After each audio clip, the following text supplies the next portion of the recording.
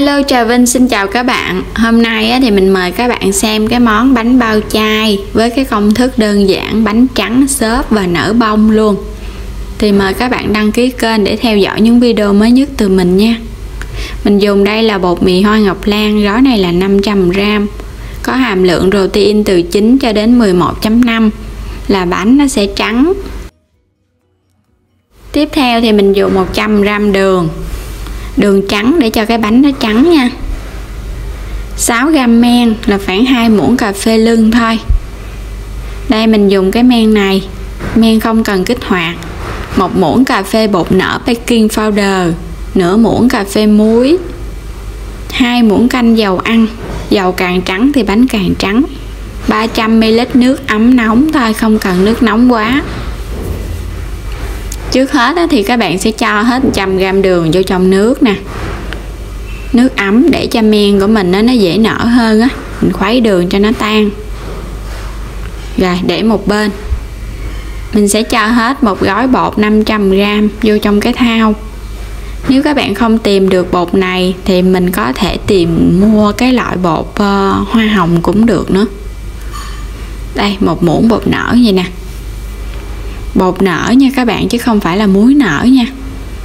Men thì mình cũng lường nè, 2 muỗng cà phê lưng thôi, đừng có đầy quá là nó sẽ hút cái số lượng á. Rồi mình cho men vô xong hết thì bây giờ các bạn sẽ trộn bột nha. Mình trộn vậy nè để cho bột và men á, nó đều với nhau, thì chút nữa mình cho nước vô á, men nó đều. Cho hết cái lượng nước đường hồi nãy mình khuấy vô đây. Và nước đường này các bạn sờ tay vào, mình chỉ thấy nó hơi ấm tay thôi, không có nóng quá nha. Nếu mà nóng quá là men nó bị chết. Và nếu các bạn kỹ hơn thì mình cho men vô trong nước để mình kích hoạt trước luôn cũng được nữa. Mình trộn sơ thì nước nó ngấm đều vô bột vậy nè. Bây giờ mình cho vào đây 2 muỗng canh dầu ăn. Dầu ăn để tạo cho bột có cái độ mềm mịn. Rồi các bạn cũng trộn sơ. Có dầu ăn vô á, cái bột nó không có bị dính. Rồi bây giờ mình sẽ nhồi nha. Cái lượng nước và lượng bột này là mình đo cũng chính xác rồi đó, nên các bạn cũng không cần phải nhắm nước mà mình cho vô, mình cứ cho vô trực tiếp một lần luôn. Rồi mình chỉ cần nhồi sơ vậy nè, cho bột nó tụ thành một khối và nó hơi mịn tay là được. Mình sẽ phủ màng bọc hoặc là các bạn đậy lại ha. Mình ủ từ 1 tiếng cho đến 80 phút tùy theo nhiệt độ nữa. Quay qua đây thì mình chuẩn bị cái phần nhân. Mình dùng một cây chả lụa chai vậy nè. Cây này là 200g á, mình mua sẵn á. Một cái khúc củ cà rốt nhỏ nhỏ thôi để mình có được cái màu đẹp.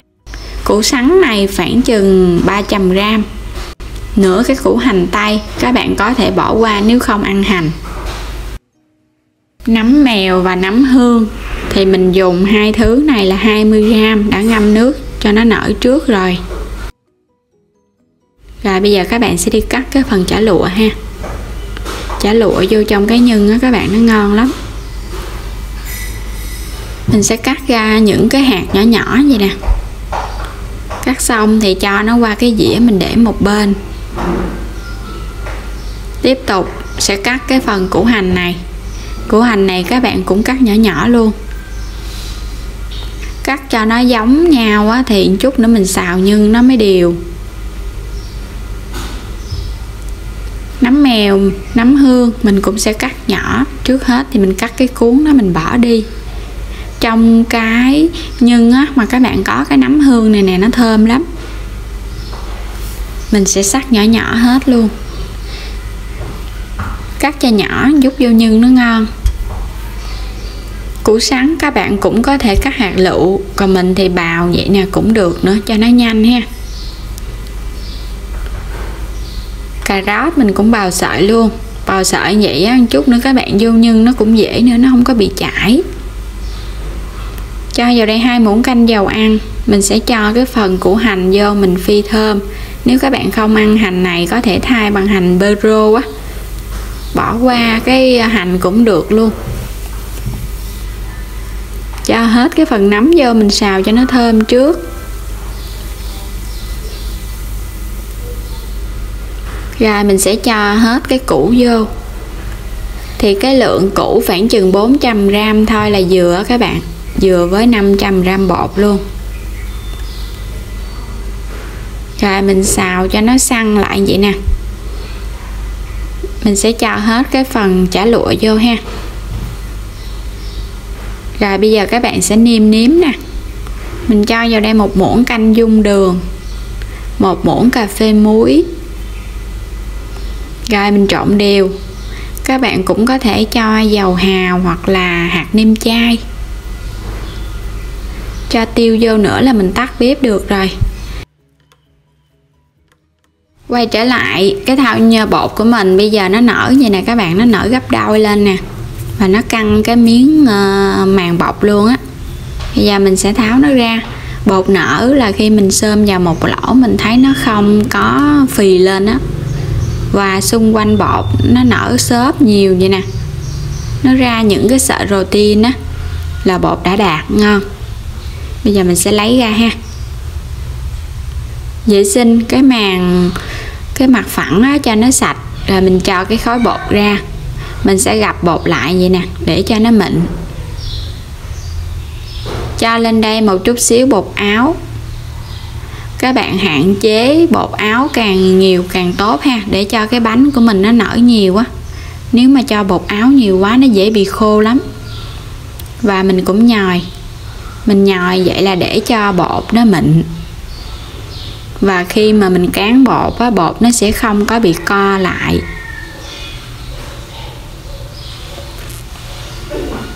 Đây mình nhồi vậy là được rồi, các bạn nhìn thấy cái bề ngoài nó láng mịn ha. Vậy là được rồi, mình sẽ gập bột lại. Rồi bây giờ sẽ chia bột nè. Mình sẽ chia ra 10 cái bánh á. Đối với nửa ký bột thì mình chia 10 cái bánh. Nếu các bạn thích nhỏ hơn có thể chia thêm 12 cái cũng được. Mình dò sơ sơ vậy nè. Rồi bây giờ mình sẽ chia ra làm 5. Chia bột xong hết, các bạn phủ chút xíu bột áo. Mình sẽ lấy từng cái cục bột để mình vo tròn lại. Mình vo vậy nè, để cho bột của mình nó mịn ha. Để một bên thì tiếp tục mình làm cho đến hết 10 cục bột. Các bạn làm xong mình để qua một lọt vậy đó. Xong rồi thì cái cục bột nào nãy mình làm đầu tiên mình sẽ lấy nó mình cán trước nè. Đè dẹp xuống rồi mình sẽ cán cho nó mỏng ra. Bột của mình dậy rất là ngon, có cái độ mềm xốp. Cán cho mỏng ra rồi mình sẽ cán những cái mép bột cho nó mỏng, để chút nữa mình gói á, thì cái bánh nó đều. Rồi xong rồi nè các bạn. Bây giờ mình bắt đầu đi gói bánh nha. Mình chọn cái bề láng mình đưa ra ngoài, cho nhân vô. Thì nhân này á, mỗi một cái bánh khoảng chừng 2 muỗng canh dung, vậy là vừa nè. Hoặc là các bạn có thể mình vo nhân trước 10 cục nhân rồi mình gói cho nó tiện hơn. Mình sẽ gấp từng cái mép nó lại. Các bạn gói theo kiểu của mình á, vừa nhanh mà cái bánh nó lại đẹp nữa, nó đều. Rồi mình sẽ túm sát cái đầu lại ha. Rồi vậy là xong một cái bánh đầu tiên rồi nè. Làm cho nó hơi tròn tròn lại một chút, nhìn cho nó đẹp. Mình sẽ lót trên cái miếng giấy nến, sửa nó lại ha. Rồi các bạn sẽ cho nó qua bên cái xửng hấp luôn. Mình để vô đây luôn để mình ủ luôn ha, chút nữa mình hấp luôn á. Tương tự thì cái bánh thứ hai mình cũng làm giống vậy luôn. Đây là mình thấy cái cách này là cái cách dễ nhất luôn á, mà ra cái bánh nó đẹp nữa. Hoặc là các bạn để cái phần bột xuống dưới á, cái mình túm lại thành 8 cái cánh hoa, nó cũng ra đẹp lắm. Rồi, xong rồi nè, cái thứ hai. Cho vô xông xửng luôn. Mình làm xong hết rồi nè các bạn, thì cái nào mình làm trước thì mình đem đi hấp trước.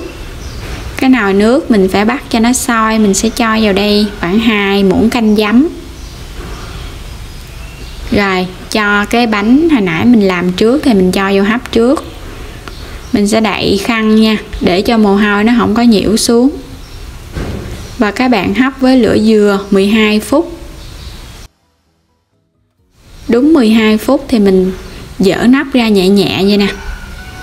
Đó, các bạn thấy cái bánh nó trắng không? Trắng tinh luôn ha, không hề bị ngà vàng luôn, và nở bông nè.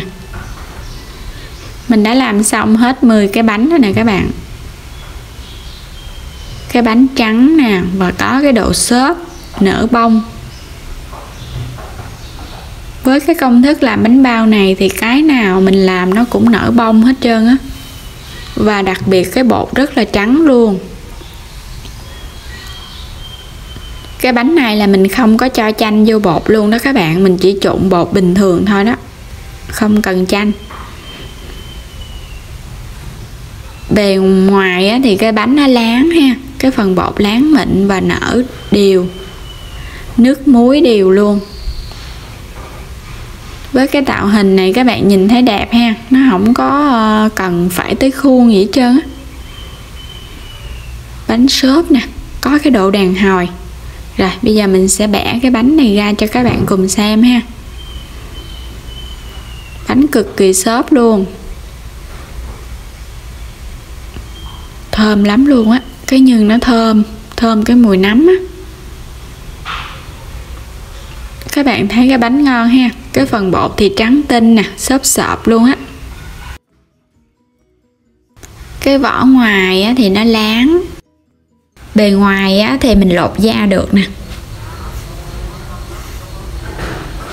Lột da rất là dễ luôn.